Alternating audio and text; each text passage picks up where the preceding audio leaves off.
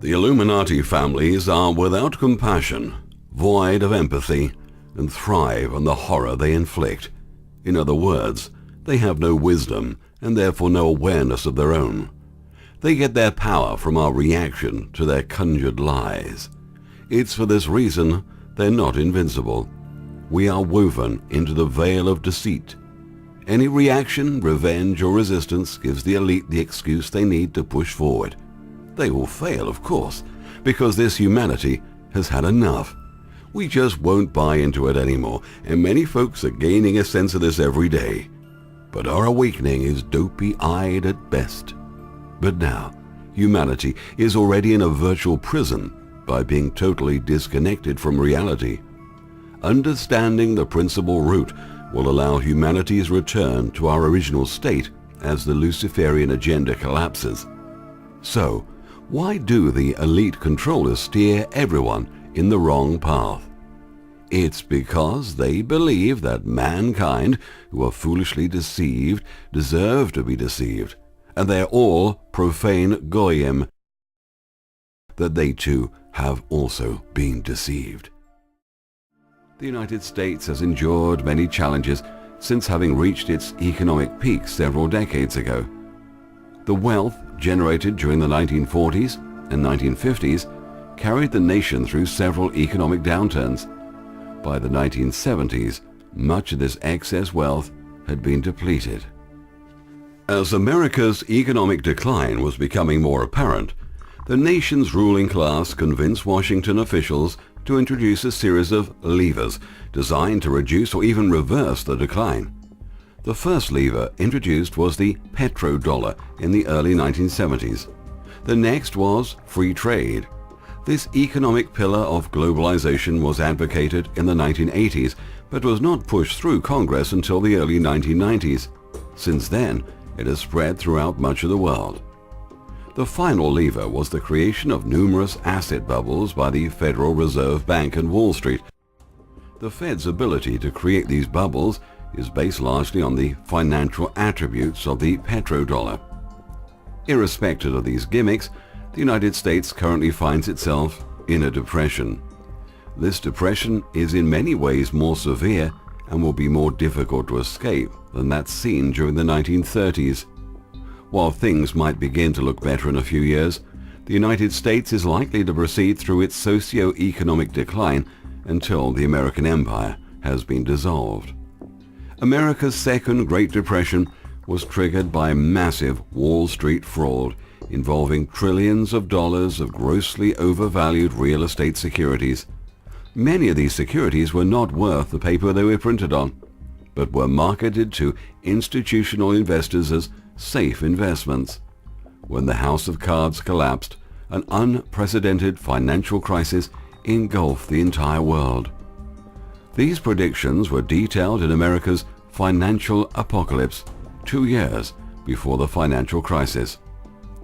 Hundreds of millions of people from around the world suffered the greatest financial loss of their lives as a result of the widespread fraud. Tens of millions of jobs and homes were lost, while trillions of dollars were stolen from pensions, IRAs, and other retirement accounts. Now we see entire nations in Europe being raped. America's modern-day mafia recruits PhDs in physics, chemistry, engineering, and math. Instead of guns and bullets, they're armed with complex algorithms and computer programs specifically designed to extort money from stock, bond, foreign currency, and commodity markets, robbing the retirement and wealth of millions of people. This massive fraud occurs on a daily basis, yet goes largely undetected. On the rare occasion when securities fraud is detected, a low-level scapegoat most often takes the blame. Meanwhile, the real criminals get away and the entire criminal operation is permitted to continue. As corporate America continues to focus more overseas, there will be little left for most Americans. In coming years, an increasingly higher percentage of the US population will rely on welfare. They will never have the opportunity to contribute to society. They will become the biggest casualties of America's crony capitalism and corporate fascism. Millions of others will work as cashiers and burger flippers while drawing government assistance to supplement their slave wages. Most of the remaining Americans will serve the wealthy as maids, valets, fitness trainers, pet sitters and nannies. They are not likely to get much of a retirement plan or healthcare benefits. They will struggle to make ends meet. They will work until they are no longer able. If they are lucky, they will die flat broke. Others will die in debt with nothing to leave to their heirs. So long as America's fascist regime remains in power, the best opportunity for upward mobility in the United States will come from white-collar crime. Others will keep playing the lotto, heading to casinos and gambling in the stock market as they desperately search for a way out of the misery created by free trade. The illuminated cabal's plan was simple: corrupt and bribe everyone. Everyone in position of power was chosen to be corruptible or have undesirable backgrounds. Mossad spends years infiltrating and gaining influence in all major parties, so no matter who is in power, they have their hooks in deep with both. The banking industry is run and controlled by criminals. The depth of criminal activity within the banking industry and the lengths that the government will go to conceal the evidence. These banks are at the heart of the new world order run by a global elite intent on controlling the rest of the world by putting it into unrepayable debt. They do it by ensuring that everybody is trapped into borrowing money at high interest. Forever after, the interest is paid, and paid again to keep the elite in clover. As soon as the Gaddafi government had been defeated, the globalists put the Libyan National Bank back under Rothschild control. It's also what they're doing to Egypt, which has been trapped into accepting $4.8 billion at interest from the International Monetary Fund. The New World Order has no intention of allowing an Islamic national bank which would issue its own money at no interest. Moreover, those who borrow in dollars have to repay in dollars, and when the time comes, the international financiers crash the currency exchanges, thereby ensuring that the borrowed money becomes unrepayable. The result is that national assets have to be sold at rock-bottom prices to the financiers. At present, Syria has no debt from the IMF. It only has loans from friends such as Russia. It is therefore becoming a target for American and NATO aggression. As also is controlled by Monsanto and the other big international agricultural corporations. Syria has no genetically modified organisms because opposition to GMO is embodied in Syrian law. Syria has laudably resisted the entry of foreign companies. The desire to make everybody the same is really a cunning way of preparing people for enslavement by the global elite and one world government. When Iraq was invaded in 2003, one of the first things the Americans did was to issue the notorious Bremer Orders. Order 81 insisted that Iraqi farmers could not store their own seeds developed over hundreds of years. Instead, they must buy Frankenstein seeds, which have to be bought annually from Frankenstein corporations like Monsanto. These seeds have terminator genes, which ensure that the seeds can only be used for one season. In India, one small farmer commits suicide every half an hour, usually in the very painful way of drinking herbicide. If a crop fails, the small farmers cannot rely on stored seed, but must buy Monsanto seed and borrow it at interest rates of a minimum of 50 to 60% and often 100% or more. Food supply is now another way by which the global elite is coming to control other countries. The world has to get used to the fact that when the Americans get involved, an iron law prevails: pay Monsanto or starve. The powers behind the Muslim Brotherhood, founded by Hassan al-Banna in 1928, reports directly to the CIA. Google. Google is the largest and most secretive. The most dangerous isn't Blackwater or L3 Communication, not even DynCorp. It is Google. You know, the search engine and the folks that run YouTube with all those videos with puppies and kittens? Google beyond borders, beyond the law. Analysts tell us that Google is the operational intelligence and strategic planning agency for the New World Order. Google Earth has photographs of almost every building on Earth, every intersection, every school, and even sells military-grade satellite service in real time to clients who have more than a minor curiosity about those around them. Google reads much of the world's email. Google not only monitors internet searches, they provide the results, steering people to products and ideas they favor and censoring the rest. Google runs YouTube, a site of vast power that has done more to mislead and censor than any other website on the internet, with the exception of Google's other sites, in particular Google News. For a small fee, Google will smear anyone on Earth, guiding internet searches to fee-paid sites on obscure and secretive servers to spread wild conspiracies, bizarre accusations, and defamation. Credible whistleblowing information is disappearing in cyberspace. That's why you should always save good articles and websites. They might not be around later. Like the real whistleblowers of the lottery scam, disappeared. Our enslavement. This is the real alchemy that underpins our modern economy. The fact is that money can be and is created out of nothing. But in order for us to have faith that it actually exists, we need to go through some sort of travail in order to achieve it. Human beings instinctively don't believe that something can be created out of nothing. They need to go through the process of work in order to satisfy the logical part of the mind, to make themselves believe that creation has indeed taken place, so the economic system is set up to make that happen. Here's how the scheme works in modern times. A bank can take the money from its depositors' accounts and lend it out to various persons or institutions on interest. It can loan out the vast majority of the money deposited, classically 90%, leaving only a fraction, 10%, in the bank's vaults.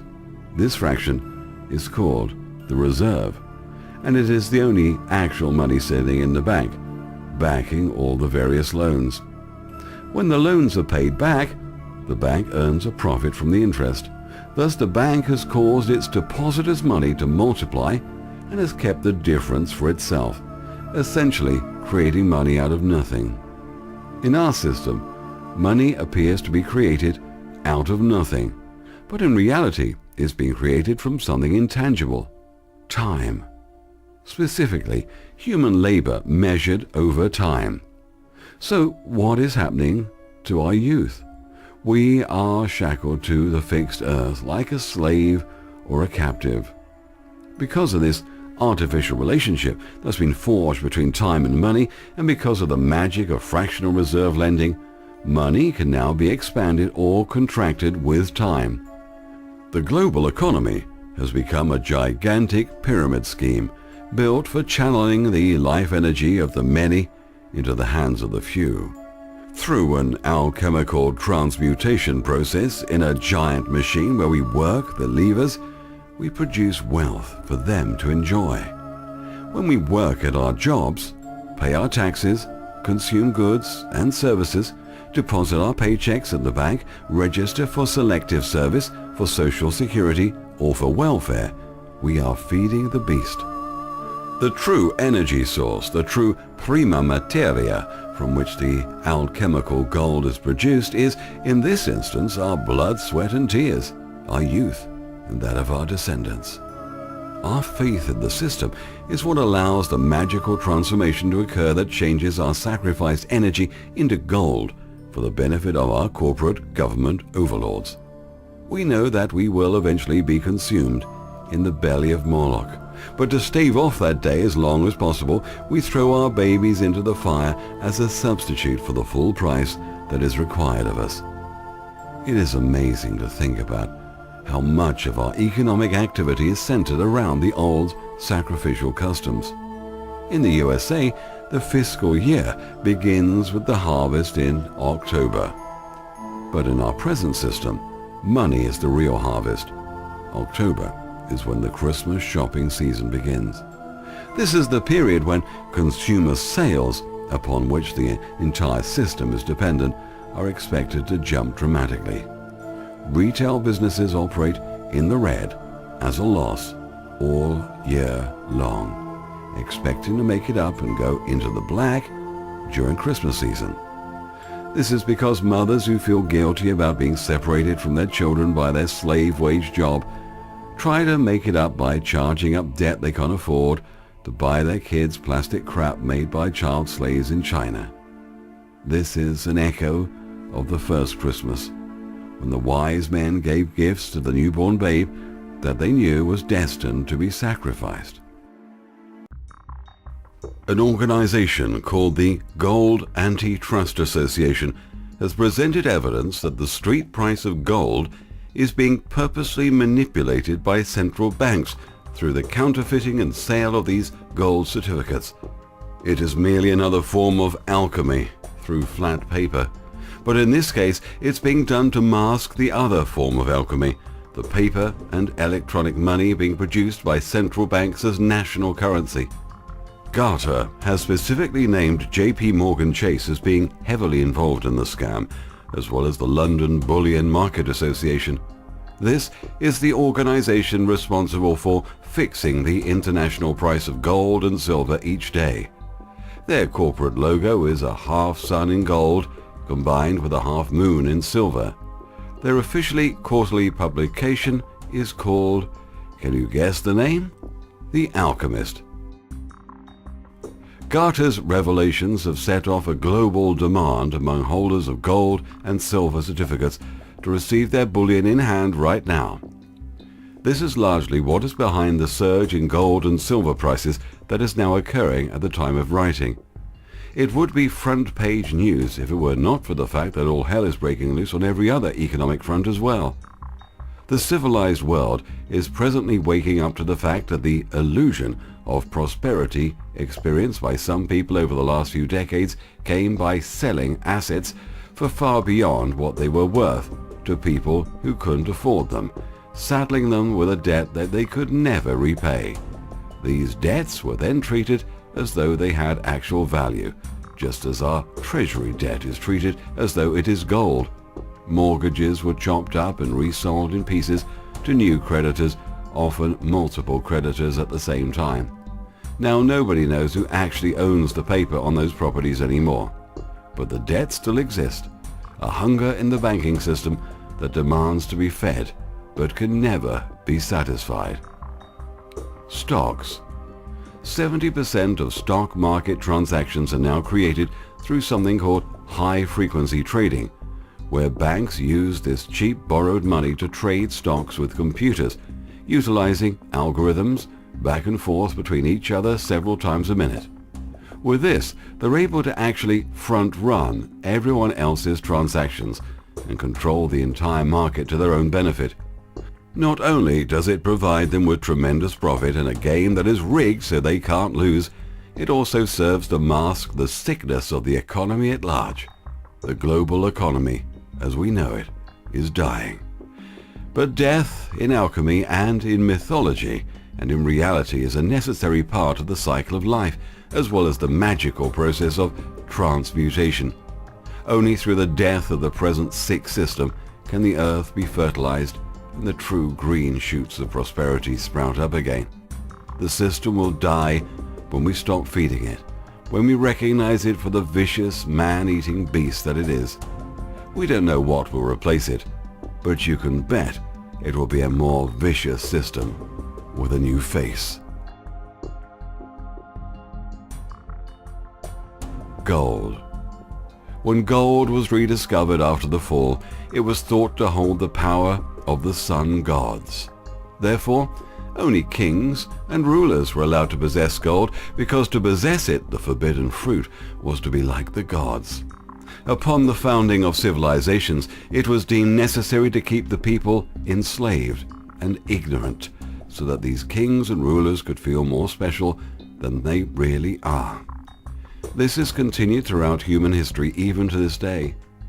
Since possession of gold by anyone other than kings or rulers was forbidden, a system of money had to be instituted using stone, silver, and bronze to be distributed among the people according to their hierarchical position within society. The forbidden fruit of gold evolved later in the Old Testament as money, which is noted as the root of all evil. From a psychological standpoint, since the concept of money and wealth is nothing more than an illusion, such things as money, greed, and power are nothing more than extensions of fragile egos for those whom seek power to feel like they are more special than others. This is why gold continues to be so valuable. Its value is an illusion. Money is an illusion. It is not necessary even today for the upkeep of humanity. The human species did quite well without it for many years before the fall from grace.